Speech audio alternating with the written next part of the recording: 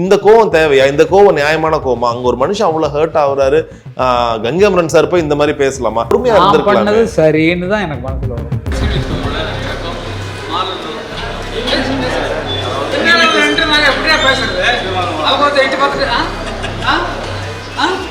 இதுக்கு எப்படி கூட கம்பேர் பண்றாங்கன்னா, ராஜா சாரும் இதே தான் பண்றாரு, அவரோட தம்பியும் இதே தான் பண்றாரு. ஏன் இவங்கெல்லாம் ஏன் இப்படி ஆயிட்டாங்க? நாங்க பண்ற தப்பு எதுக்கு பெருசாக்குறீங்க? எல்லாருமே வெங்கட் பிரபு அண்ட் பிரேம்ஜி அவங்கள அட்டாக் பண்ணிட்டாங்க. இங்க பாருங்க, teach some manners to your dad, உங்க அப்பா ஏன் இப்படி பண்றாரு? அட விடியா டாடி, இது கத்திக்கிட்டு பேசுறாரு டாடி, என்ன கத்துற மாதிரி வைக்கிறாங்க. கொஞ்சம் சும்மா இருக்காடி, நீ ஓவரா கத்தாத ரெண்டு மாதிரி சொல்லு. இதனடா ஓட்கான் போட்டுருக்கு, தண்ணி மாதிரி இருக்கு அப்படின்னு. அவன் அது லெமன் கலந்து சாப்பிடு அப்படின்னா அன்னைக்கு குடிச்சவன் தான். குடிச்சு மறுநாள் பாட்டு எடுத்துக்க முடியல. ஒரு இதுக்காங்க ஒரு பாலுவெல்லாம் என்ன தண்ணி அடிக்க சொல்லி அவ்வளவு கம்பல் பண்ணுவான். வீர போட்டே தலைவன் இப்படி ஒரு ஆல்பம் கொடுத்திருக்காரு ஜானி, 5 பாட்டுமே அப்படி இருக்கும். இன்னும் தலைவன் ஃபுல் வீர போட்டுருந்தா என்ன நிலம் ஆயிருக்குன்னு தெரியல. அது இருக்கு சார். ஐயோ ஐயோ ஐயோ ஐயோ 3 மணி நைட் வரைக்கும் அண்ணா வந்து எங்களுக்குள்ள ஒரு தகராறு ஆகிடுச்சு. பெரிய கூட்டத்தில் ஒரு பார்ட்டியில் தகராறு ஆகிடுச்சு. அதுக்கு மறுநாள் அண்ணன் டிசைட் பண்ணாரு, இனிமேல் சனியை தொடுறது இல்லைன்னு. மறுநாள்ல இருந்து ஒரு டிராப் கூட இல்லாமல் விட்டு தொலைச்சாரு. நான்வெஜ் விட்டு தொலைச்சாரு. வேட்டியை கட்டினாரு. முதல்ல பேண்ட்லாம் போட்டுருந்தார், வேஷ்டியை கட்டினாரு, ஜிப்பா போட்டாரு, சாமியார். மதிப்பிற்குரியோருக்கு ராம்ராஜ் காட்டன் வேஷ்டிகள், ஷர்ட்டுகள். MCR Pure Cotton Club, formals and casual shirts. உங்கள் தங்க நகையை விற்று உடனடி பணம் பெற மேக்ஸ் கோல்ட். கால் 04445454545. அதிகமா கங்கை அமரன் சார் ரெண்டு விஷயத்துக்கு, ஐ மீன் லைக் உங்க ப்ரொஃபஷனை தாண்டி 2 விஷயத்துக்கு ரொம்ப ஃபேமஸ். ஒன்னு, மனுஷன் பயங்கர ஜாலியா இருப்பாரு. பட்டிக்காடா பட்டணமா நீங்க நடுவுல உட்காந்தா அந்த 1 hour பொங்கல் போறதே தெரியாது. இன்னொரு பக்கம் மனுஷன் எவ்வளவு ஜாலியா இருக்காரோ திடீர்னு கோவம் ஆவாரு, பயங்கர ஷார்ட் டெம்பரா இருப்பாரு. இது ரெண்டுமே எப்படி இந்த பாட்டை எழுதினவர் தான் இந்த பாட்டுன்ற மாதிரி இவ்வளவு ஜாலியா இருக்கிறவர் தான் இவ்வளவு கோவமாவும் இருக்காரு. இருக்குமே சார், எல்லாத்தையும் அடக்கி வைக்க முடியாது. எதுவுமே சந்தோஷத்தையும் அடக்க முடியாது. கோவம் வந்தாலும் அடக்கி வச்சிங்கன்னா உங்களுக்கு ப்ரெஷர் வரும். அது ப்ரெஷர் வர்ற கத்தல் தான். கத்தல்னா அது அதில் உள்ள நியாயங்களை புரிஞ்சுட்டா அந்த கோவம் நியாயமானதுன்னு புரியும். நீங்கள் கேட்குறது தெரியுது எனக்கு. ரொம்ப அதாவது ரொம்ப உயரத்துக்கு வந்துட்டோம்னா ரொம்ப தொல்லைகளை சந்திக்க வேண்டியிருக்கோம் சார். சமீபத்தில் ஒரு பேட்டி பார்த்துருப்பீங்க, அதான் அதை பற்றி தான் கேட்குறீங்க. எனக்கு தெரியுது எனக்கு. இல்லை, அதுக்கு முன்னால் அது அந்த ஃபங்க்ஷனில் இந்த நிகழ்ச்சி நடந்து முடிஞ்ச உடனே அதுக்கடுத்து ஆடிட்டோரியத்தை விட்டு வெளியே வர்றதுக்கு எனக்கு 1/2 மணி நேரம் ஆகிப்போச்சு. எல்லாம் கேமரா வச்சுட்டு வெயிட் பண்ணுறாங்க, யாரும் கலைஞ்சு போகல. எல்லாம் என்னோட ஃபோட்டோ எடுக்கணும் வந்துட்டு நின்று படம். இப்போ தான் கேமரா எல்லாருக்கும் கிடச்சி போச்சு. எல்லாம் ஃபோட்டோ எடுத்துக்கணும் வந்தாங்க. இதிலே டயர்டாகி போச்சு. நம்ம கேமரா பிடிச்சி தள்ளுறதா போயா அப்படின்னு சொல்கிற வழக்கமாக கிடையாது. சரி, நம்ம எப்படி மற்றவங்களோட ஃபோட்டோ எடுக்க ஆசைப்படுவோமோ அது மாதிரி அவங்க படுறாங்கன்ட்டு அவங்களுக்கு சிசிட்டு ஃபோட்டோ போஸ்ட் கொடுத்து சில பேரை கட்டி பிடிச்சி ஃபோட்டோ கொடுத்து இப்படிலாம் கொடுத்துட்டு 100 பேரை தாண்டி வெளியே வரேன். கேமரா வச்சுட்டு நிற்கிறாங்க. கேமரா வச்சுட்டு சரிட்டு பேச வேண்டிய கடமை, சரி என்ன ஃபங்க்ஷன் அதை போய் பேசணும் அப்படின்னு சொல்லி வரும்போது பின்னாலே 2 பேர் வந்துட்டு அவங்க வந்து இப்படி தலையை இப்படி எட்டி வருது.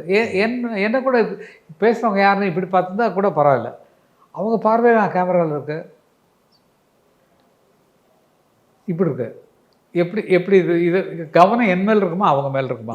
ஒருவேளை அவருக்கு அது ரொம்ப நெருடல் ஆயிடுச்சு. எல்லாருமே என்ன ஃபீல் பண்ணாங்க, அங்க இருந்த நபர் ரொம்ப ஹர்ட் ஆயிட்டாரு. இருந்தாலும் சார் எவ்வளவு நான் பேட்டி கொடுக்கல சார். அவர் வந்து என்ன வேடிக்கை பார்க்க வரல, கேமரா வேடிக்கை பார்க்க வர்றாரு. புரிஞ்சுங்களா? என் பேச்சை கேட்கறதா என் முகத்திலே பார்க்கணும்.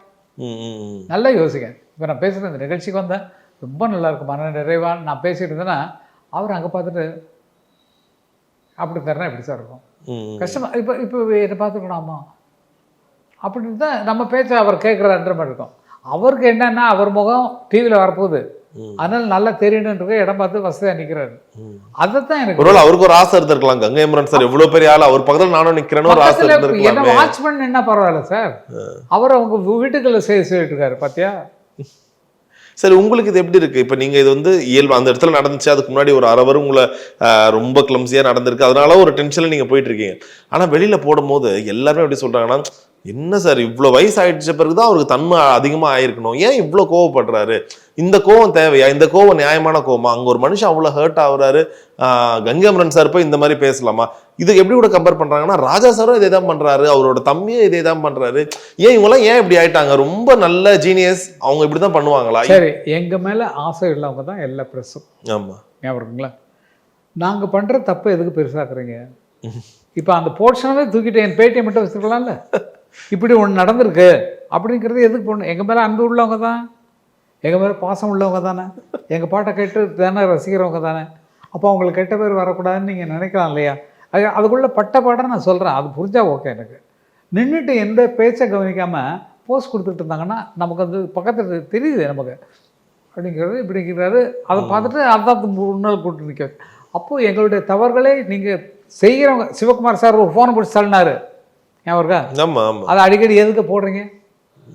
நீங்க வந்து கலை உலகத்தை காப்பாத்துங்க சார். அவங்களுக்கு கோபம் வராமல் இருக்காது. அதுக்கு முன்னாடி என்னென்ன அவசப்பட்டாங்களோ தெரியாது நமக்கு. அதே மாதிரிதான். ஸோ எப்பவாச்சும் கங்காமரன் சார் ஒருவேளை இது மாதிரி ஒரு உணர்ச்சி வசப்பட்டோம், அந்த சூழலால அப்படி பேசிட்டீங்க, எப்பவாச்சும் அதை நினைச்சு வீட்டுக்கு போயிட்டு தேவையில்லாம அது மாதிரி பேசிட்டோமே, அந்த இடத்துல நம்ம பொறுமையா பண்ணது சரின்னு தான் எனக்கு மனசுல வரும். என் உணர்ச்சியில தான் எல்லாருமே இருப்பாங்க. எதுக்கு சிவகுமார் சார் தட்டி விட்டாரு, எத்தனை போட்டாவையா போஸ்ட் கொடுக்குறது, அட விடியா அப்படிங்கிறது வந்து தானே ஆகும். 200 பேருக்கு போஸ்ட் கொடுத்துட்டு வந்து நிற்கும் போது மறுபடியும் விட்டு தொலையா அப்படிங்கிற மாதிரி தானே வரும். அந்த போஸ்ட்ல என்ன ஆயிடுச்சு, எல்லா சேனல்லையுமே என்ன பண்ணிட்டாங்க, எல்லாருமே வெங்கட் பிரபு அண்ட் பிரேம்ஜி அவங்கள டேக் பண்ணிட்டாங்க. இங்க பாருங்க, teach some manners to your dad, உங்க அப்பா ஏன் இப்படி பண்றாரு, அப்பா வயசாயிடுச்சு, அப்பா சொல்லித்தாங்க. இப்போ இந்த வரும்போது ஒரு ஃபங்க்ஷன்ல தான் அந்த காலில் ஒரு புதுப்பட பூஜை, வெங்கட் பிரபு, பிரேம்ஜி, எங்கள் அண்ணா வந்தார், இளையராஜா அண்ணா, எல்லாம் தான் இருந்தோம். அதை பிடிச்சிட்டு நான் சொன்னேன், இல்லை சத்யஜோதி போகிறேன்டா இந்த ப்ரொமோஷனுக்காக டிவி, டேடி இது கத்திக்கிது பேசுகிறாரு டேடி அப்படின்னா, இதை கத்துற மாதிரி வைக்கிறாங்களேடா, நான் கொஞ்சம் சும்மா இருக்கிட்டாடி நீ ஓவரா கத்தாத அப்படின்ற மாதிரி சொல்லுவேன். அப்படித்தான் போகுது நமக்கு. வயசு வேறு ஆகுது சார். ஐயோ என்னப்பா அவஸ்தைப்படலை, இது வரைக்கும் வாழ்க்கையில் அவஸ்தைப்படவே இல்லை. இப்படி வந்ததுக்கப்புறம் விட்ட எந்த குத்தத்தை கண்டுபிடிக்கலான்றதுக்காக ஒரு கேமரா வச்சுட்டு நம்ம ப்ரெஸ் தோழர்கள் என்னவே இப்படி எடுக்கலாமா, நான் அவங்களுக்கு எடுக்கிறேன். நல்ல ஆள், நல்லது, ஒரு தப்பு தவறு இல்லாத ஆள். ஏதோ ஒரு நேரத்தில் ஒன்று எனக்கு வந்து உங்களை பர்சனலாக தெரியும், ஏன்னா நாங்கள் உங்களை அவார்டு கூப்பிட்டுருக்கோம். ஒரு இதில் எங்களுக்கு என்னன்னா ரொம்ப கம்ஃபர்டான ஆளாக இருப்பீங்க. நீங்கள் வருவீங்க, ரொம்ப ஜாலியாக பேசுவீங்க, அவசர டைமுக்கு வந்துட்டு நான் இப்பயே போனோன்னு அடம் பிடிக்க மாட்டீங்க. நம்ம என்ன சொல்றோமோ அதுக்கேற்ற மாதிரி like you mould yourself. அப்படி பார்க்கும்போது எங்களுக்கு என்னன்னா, இந்த மனுஷன் இவ்வளோ நல்லா நம்மகிட்ட இவ்வளோ கம்ஃபர்ட்டா இருக்காரு, ஏன் சில நேரங்களில் போயிட்டு இவ்வளோ கோவப்படுறாரு. சில பேட்டியில நீங்க கத்திருப்பீங்க, அதற்கு எந்த கெஸ்ட்டுமே அப்படி கத்திருக்க மாட்டாங்க. அதுதான் சூழல் தான் காரணமா சார்? அது வந்து என்னன்னா, என்ன இந்த மாதிரி பேட்டியை கூட்டாங்க, கூட்டு நீங்க தான் அது இளையராஜாக்கு பண்ணி கொடுத்தீங்கன்னு சொல்லி பேசிக்கிறாங்கன்னு கேட்டா எவ்வளவு கோவம் வரும். அதாவது ராங்கான கொஸ்டின்ஸ் வரும்போது வந்து கீழே இறக்கி அவர் ஒண்ணு இல்லை, அவர் நான் தெய்வமா நினைக்கக்கூடியவன், அவருடைய திறமை பார்த்து இவருக்கா தம்பியா பிறந்தான்னு பெருமைப்படக்கூடியவன். அவருக்கு நீங்க தான் பண்ணி கொடுத்தேன்னு சொல்றாங்க அப்படின்னு சொன்னா எவ்வளவு கோவம் வரும். அவருடைய சொந்த அறிவினால் அவர் பண்ணப்பட்ட ஒரு வேலையை நீங்க தான் பண்ணி கொடுத்தீங்க சொல்றாங்கன்னா எவ்வளவு ஏன் முதல்ல இப்படி தான் சாப்பிட்டா தான் பேசி பார்த்தா, அதை அவன் டெவலப் பண்ணுறான். அதுக்கு தான் அந்த கோவம் வந்தது. கோவம் வராமல் இருந்தால் மனுஷன் இல்லை சார், எங்கேயாவது ஒரு இடத்துல கொட்டி தான் ஆகணும், இல்லைன்னா ப்ரெஷரில் நான் தவிக்கணும். எப்படி நீங்கள் உங்கள் அம்மாவை பயங்கரமாக பெருசாக பார்க்குறீங்களோ, ஆஸ் அ ஃபாதர் நீங்கள் வந்து எல்லாரோட ஒரு ட்ரீம் ஃபாதர் தெரியுமா? ஏன்னா எவ்ரி ஒன் பையன் கோவாக்கு போறான்னா மிரட்டி உட்கார வைக்கிற அப்பாக்கெல்லாம் பார்த்துருக்கேன். ஆனா கோவாக்கு போகும்போது ஃபென்னி வாங்கிட்டு வாடா, நானும் பாலசுப்ரமணியம் அந்த காலத்துல சொல்ற அப்பாவோ இங்கதான் நாங்க பார்க்க முடியும். Like your like dream father. நீங்க அப்பத்துல அப்படிதான் ஸ்ட்ரிக்டாவே இருக்க மாட்டீங்களா? சின்ன வயசுல இருந்து அடிச்சது இந்த மிரட்டி வளர்க்கறது இப்போ ஒன்றும் இல்லைப்பா. இப்போ போன 7ஆம் தேதி 6th நைட்டு இவனுக்கு பர்த்டே, பிரபு 7ஆம் தேதி பர்த்டே. எல்லாத்தையும் கூப்பிட்டா ஃப்ரெண்ட்ஸ் எல்லாம் வந்தாங்க, சங்கர்ல இருந்து பிரதீப் ரங்கநாதன்ல இருந்து எல்லாருமே, எஸ்கேலேருந்து எல்லாருமே வந்தாங்க. எல்லாருமே வந்திருக்காங்க. நான் ஆரம்பத்திலே போயிட்டேன், ஏன்னா அவங்களுக்கு டிஸ்டர்ப் பண்ணக்கூடாது. பார்த்தேன் அங்கே பார் ரெடி ஆகிட்டுருக்கு, இங்கே சாப்பாடு ரெடி ஆகிட்டுருக்கு. நான் வந்து பார்த்தேன் அட்மாஸ்பியரை, வந்துட்டு தான் நேராக ஃபோட்டோ எடுக்க ஆரம்பிச்சாங்க. வாடா அப்படின்னு சொல்லிட்டு வந்தான், பிரபு வந்தான், 2 பேரும் பிடிச்சிட்டு ஃபோட்டோ எடுத்து சரி வந்து அட்டண்டன்ஸ் கொடுத்தாச்சு, இனிமேல் நீங்கள் இஷ்டம் ஓவராக பிடிச்சிட்டு அலையாதீங்க, சாப்பிட்டு சீக்கிரம் வீட்டுக்கு போகணும். 2:30 மணி வரைக்கும் ஒரே கூத்து. அப்படி நான் என்னோடய அடையாளத்தை காட்டிட்டு வந்துடுவேன் தவிர அவங்க ஜாலியாக நான் தடுக்க மாட்டேன். உன்னுடைய லெவல் உனக்கு தெரியணும், இதுதான் என்னோட இது. வீட்டில எல்லாம் நடக்குங்க. வீட்டில் இருக்கும்போது ஒன்றா இருக்கும்போது பார்ட்டி கிளம்புவாருங்க. எனக்கு ஃபாரின்லேருந்து வர்றவங்க பாட்டில்ஸ் எல்லாம் வாங்கிட்டு வருவாங்க. நான் குடிக்க மாட்டேன், என்னோட ரூமில் தான் இருக்கும். வந்து பார்ட்டிக்கு போகிறேன், டே அதில் உனக்கு எது வேணுமோ எடுத்துகிட்டு போனோம். இல்லை அதெல்லாம் வேணான்றது அப்படின்னு சொல்லிட்டு போயிடுவான். போயிட்டு வந்துட்டு நான் குடிக்கிறேன்றதுக்காக 10:30 மணி 11 மணிக்கு வந்துட்டு, டேடி தூங்கிட்டியா அப்படின்வான். அப்பா வந்து ஏதோ கொஞ்சம் கம்மியாக சாப்பிட்ருக்கான், பீரில் வாசனை வராதுன்னு கதவு வெளியே தான் நின்று அட்டண்டன்ஸ் கொடுக்குறான் நான் வந்துட்டேன்னு சொல்கிறதுக்கு. அப்படி பண்ணுவாங்க பசங்க. சரி போங்க போங்க போங்க சார், நீங்கள் இப்போ ஓகே ஓகே ஓகே போ எடுத்துக்கோ அப்படின்ற மாதிரி சொல்லுவேன். அப்படிப்பட்ட பிள்ளைங்க, அப்படிப்பட்ட அப்பா. சரி, இது சந்தோஷம் சார். நிறைய அப்பாக்கள் சொல்லுவாங்கல்ல, பையனை ஒரு வேளை அவன் பையன் சிகரெட் பிடிக்கிறது தெரிஞ்சா, குடிக்கிறது தெரிஞ்சா ரொம்ப ஹார்ஷா ரியாக்ட் பண்ணுவாங்க, அடிப்பாங்க. நீ என் பிள்ளையா, நீ என் வாழ்க்கைக்கு இது பண்ணிட்ட, என் கௌரவத்தை கெடுத்துட்ட, என் பேரை, இப்படி பண்ற அப்பாக்கள் இப்போ வரைக்கும் இருக்கிறாங்க. நீங்க எப்படி பாக்குறீங்க? எப்படி ரியாக்ட் பண்ணணும் ஆக்சுவலா? இல்லை சார், சிலதுக்கு நம்ம அவங்க ஒரு பழக்கமாகிடுச்சுன்னா, இப்போ வந்து பிரபு டென்ஷனில் தான் தம் பண்ணி கேள்விப்பட்டிருக்கேன். நான் நம்ம நல்லா சிகரெட்டை தொட்டதே இல்லை, பாக்கெட்டில் எடுக்கிறதும் இல்லை. போகும்போது ஏதாவது பார்ட்டிக்கு போகும்போது, டேய் என்னடா இப்படி பிரபு பிரேம தான் திட்டுவேன், இப்படி பேர் அசுவம் ஃப்ரெண்ட்ஸ் வந்து ஏதாவது சொல்லுவாங்க, நீ அதெல்லாம் ஒன்றும் காட்டுக்காத அப்படின்னு விட்டுருவான். சரிட்டு விட்டுருவேன் நான். இவ்வளோதான் என்னோடய திட்டு, அதுக்கு மேலே இருக்காது. பிரபு வந்து ஏதோ இப்போ பண்ணுறான் தெரிஞ்ச கூட நம்ம வந்து சிகரெட் ஏன் குடிக்கிறேன்னு திட்ட மாட்டோம். வியாதிகளை ஏற்றுக்காத, வியாதிகள் வராமல் இருக்குன்னா அதுக்கு முன்னால் கட்டுப்பாடு வச்சுக்க. ஏன்னா நிறைய ஒர்க் பண்ண வேண்டியிருக்கு, அதுக்கு தகுந்த மாதிரி நடந்துக்க. நான் சொல்கிறது உனக்கு புரியும், நான் வந்து விலைக்கு சொல்ல தேவையில்லை. சரி டாடி சரி டாடி சரி டாடி, இந்த மாதிரி தான் எங்க போய் நீங்க லைக் உங்களோட பாயிண்ட் ஆஃப் வியூ வந்து சொல்றதே என் கடமை, நான் சொல்லிடுறேன். எடுத்துக்காதது நீ பார்த்துக்கோ, நீ எப்படி வாழ்ந்து நினைக்கிற வாழ்ந்துக்கோ. எனக்கு யார் சொல்றான், எனக்கு யாரும் தடுக்கலாம், அந்த பழக்கமும் இல்லை. Okay okay. ஸோ ஒரிஜினல் ஒரு ரஷ்யாவுக்கு போயிட்டு இருக்கேன் ஒரு மீட்டிங்க்கு. சரிங்க சார். போயிட்டு வந்தால் அங்கே ஓட்கா கொடுத்து விட்டாங்க. நான் வந்து வீட்டில் வச்சு இதனடா ஓட்கான்னு போட்டுருக்கு, தண்ணி மாதிரி இருக்கு அப்படின்னு. அவன் அது லெமன் கலந்து சாப்பிடு அப்படின்னா. லெமன் கலந்தா, லெமன்னா லிம்கா வாங்கிட்டு வந்து ஊற்றி அவன் தான் கொடுக்குறான், கொடுத்து சாப்பிட்டு போகிறேன்னு எனக்கு ஒன்றும் தோணலை. அவங்க 2 பேரும் உட்காந்துட்டு அதுக்கப்புறம் நான் என்ன பண்ணுறேன்னு பார்க்குறதுக்கு 2 பேரும் வெயிட் பண்ணுறாங்க. அன்னைக்கு குடிச்சவன் தான், குடிச்சு மறுநாள் பாட்டு எடுத்துக்க முடியல. ஒரு இதுக்காங்க ஒரு பாலுவெல்லாம் என்ன தண்ணி அடிக்க சொல்லி அவ்வளோ கம்பல் பண்ணுவான், மிக்ஸ் பண்ணிலாம் கொடுத்துருக்கான். கோக்குடா, கொக்கோ கோலாட்ட கம்பெனி கொடுறான், இது கோக்கு சாப்பிடுன்னா தெரிஞ்சு கூட திருட்டு ராஸ்கள் எதாவது பண்ணுவான். நான் அப்படி பண்ணிவிட்டு, ஏய் உண்மை சொல்லு, எதுவுமே சொல்ல என்ன டேய் ஃபாரின் கோக் அப்படி தாண்டா இருக்கும், நீ வந்து சாப்பிடு, போய் பார்ட்டிக்கு மேனேஜ் கூட தெரியல, வேலைக்கு கம்பெனி கொடுக்க வேண்டாமா. சரின்ட்டு நான் வந்து புரிஞ்சிச்சு. சரிட்டு அப்படியே இருப்பேன், கொஞ்சம் அப்படி மயக்கமாக அவன் என்னையே பார்த்துட்டுருவான். நான் அப்படி இப்படின்ட்டு இதை எடுத்துகிட்டு அப்படியே அந்த பக்கம் போய் சுத்த போவேன். அந்த பக்கத்தில் குடிக்கிற பசங்க இருப்பாருங்கள, அவர் பக்கத்தில் கோக் இருக்கும். இதை வச்சுட்டு கோக் மட்டும் ஊற்றிட்டு வந்துட்டு குடிச்சிட்டு எம்டி கிளாஸ் பலே இது நல்லா இருக்குவா, இன்னொன்று கொடுக்குறியா அண்ணா, கொடுக்கண்டா என்ன இன்னொன்று ஊற்றுவான். இதையும் இதே மாதிரி பண்ணிவிடுவேன். மறுபடியும் 3 ரவுண்டு அடித்த மாதிரி இவங்களுக்கு கணக்கு கட்டிடுவேன். 3 தரம் கோக்கு தான் சாப்பிட்டுப்பேன். லாஸ்ட்டில் நான் அப்படி படுத்தோன்னே அவுட்டு அப்படி விடுவாங்க. எவன்டா அவுட்டு? யார் சார் அந்த காம்போ? நீங்க எஸ்பிபி சார், வேற யார்? அந்த ஒரு நிறைய எங்கள் பாட்டில் இருக்கவங்க எல்லாமே மலேசியா வாசு எல்லாம் ஃபாரினுக்கு போகும்போது லண்டனில் இந்த குடிக்க வைக்கணும் அவ்வளோ தவறு தான். அந்த பார்ட்டி ஆட்கள் அந்த ஸ்பான்சர்ஸ் எல்லாம் வருவாங்க. நான் ஃபேமிலியோட போயிருக்கேன், பாலும் ஃபேமிலியோட தான் வந்துருக்கேன், ஃபேமிலியோட தான் போவோம். 3 பேர் ஃபேமிலி டூர், மலேசியா வாசவன் அவங்க ஃபேமிலி, பாலுவோட ஃபேமிலி, என்னோடய ஃபேமிலி, எல்லாம் ஒரு அவ்வளோ ஆனந்தம் இல்லை சார், அவ்வளோ கூட்டு, அவ்வளோ நெருக்கம்.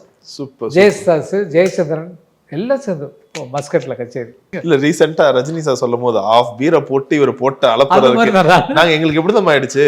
ஆஃப் பீரை போட்டே தலைவன் இப்படி ஒரு ஆல்பம் கொடுத்துருக்காரு ஜானி, 5 பாட்டுமே அப்படி இருக்கும். இன்னும் தலைவன் ஃபுல் பீரை போட்டுருந்தா என்ன நிலம ஆயிருக்குன்னு தெரியல. அது இருக்கு சார். எப்போச்சும் அண்ணன் கூட இந்த மாதிரி ஏற்பட்டு சாப்பிடும்போது நான் தான் காவலுக்கு போவேன். காவல் எங்க அண்ணன் பாஸ்கர், இளையராஜா தப்பா எடுத்துக்கூடாது. இல்ல அந்த டைம்ல எல்லாம் மனுஷங்க தான் சார், எதாவது இருக்கோ அதை அனுபவிச்சு பார்த்து விட்டுறேன். நானும் குடிக்கலன்னு சொல்ல, குடிச்சிருக்கேன், அது எனக்கு ஒத்துக்கலை. 2 நாள் ரெக்கார்டிங் கேன்சல், போக முடியல. அண்ணன் நீ தான் கொடுத்த எனக்கு சாப்பிட சொல்லி பார் தலைவலியில் படுத்துக்கிறேன், ரெக்கார்டிங் வர முடியல, எனக்கு தான் நஷ்டம். வாட்சா தான் துட்டு அதுல என்ன முடியல. 2 நாள் படுக்க வேண்டியது, 2 நாள் வருமானம் போயிடுதே. அதனால இது நிறுத்தணும்னு நிறுத்தினது தான், தூக்கி போட்டது தான். அதுக்கப்புறம் தொடவே இல்லை. தண்ணி அடிக்கிறதே கிடையாது. தண்ணி அடிக்காமல்ல அடிச்சிருக்கேன். அதில் வந்து தப்புகளை தெரிஞ்சுக்கிட்டு அதுக்கப்புறம் தொடாங்க. ஓகே, அதுக்கப்புறம் நீங்க காவலா மாறிட்டீங்க. ஆமாம், இவங்க எங்கள் பாஸ்கர் தான் ரொம்ப மோசம், நிறைய குடிச்சிருவாரு. அப்போ காரில் ஏசியெல்லாம் கிடையாது இல்லை, 335 நம்பர் அண்ணனோட ராஜா அண்ணனோட காரு. அவர் முன்னால் ஒரு பாஸ்கர்னா, நாங்கள் பாரதி ராஜானா இளையராஜா 3 பேர் பின்னால் உட்காந்துக்கோ, டிரைவர் ஓட்டிடுவான். எங்கள் பாஸ்கர்னா நாங்கள் எங்கே போய் குடிச்சிட்டு வந்தோன்ற அடையாளம் காட்டுறதுக்கு வரிசையாக வாந்தி ஏற்றிட்டு வந்தார்.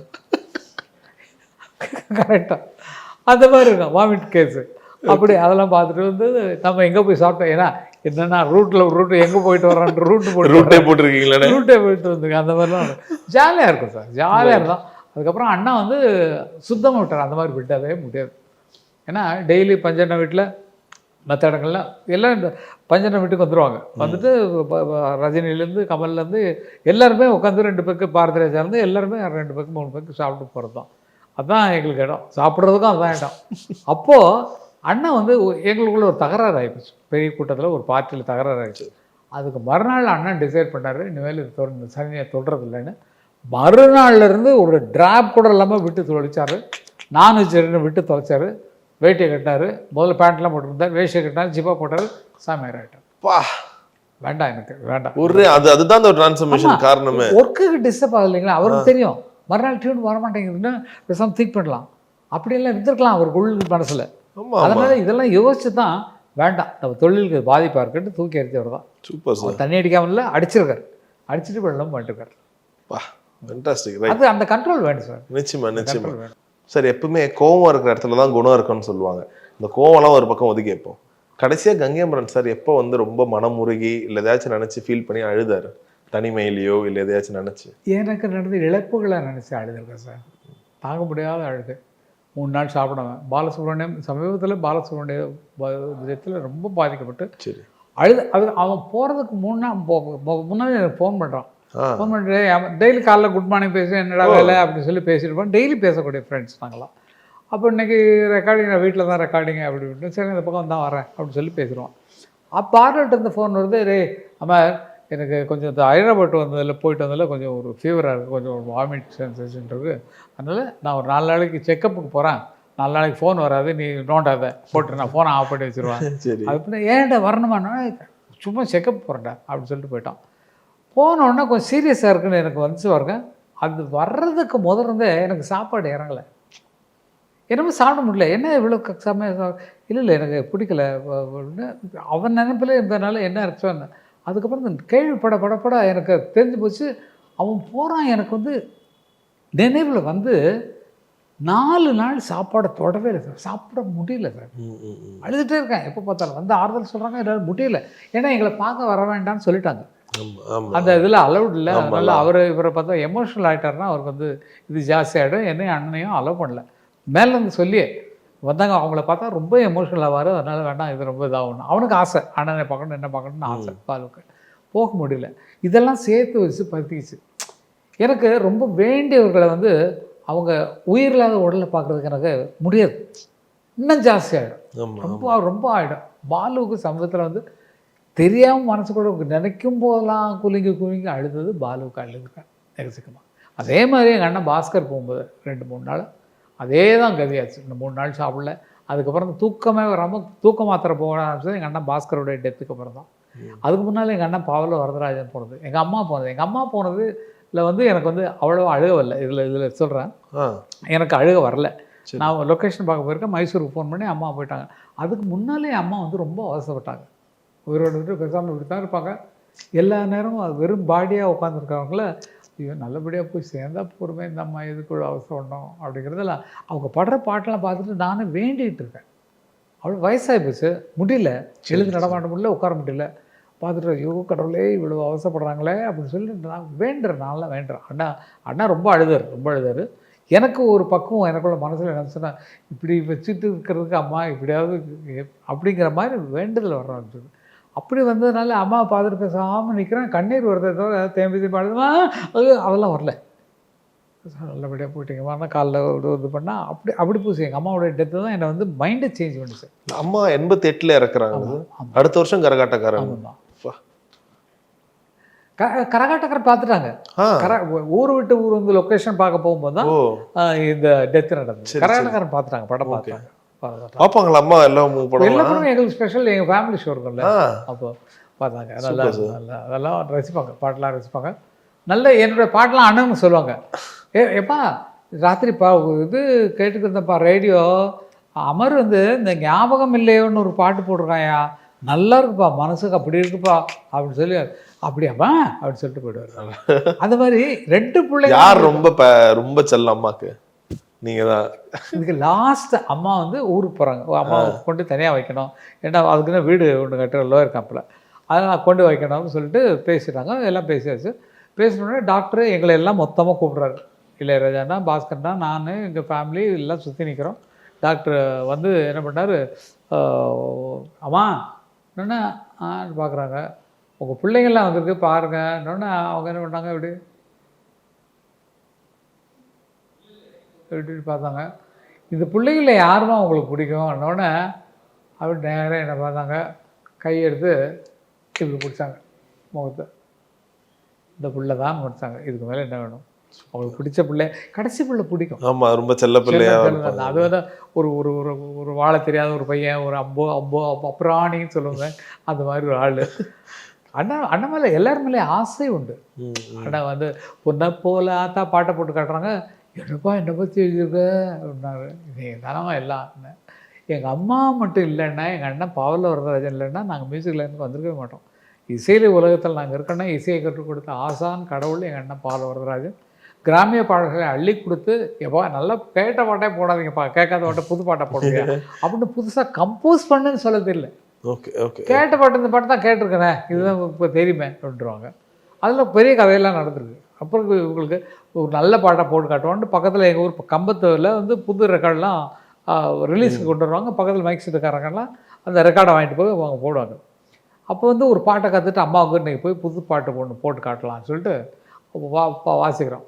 வாசா முத்துக்களோ கண்கள், அந்த வெளி வந்திருக்கு, படம் ரிலீஸ் ஆகல. சரி, தித்திப்பதோ கண்ணம், இந்த பாட்டு வருது.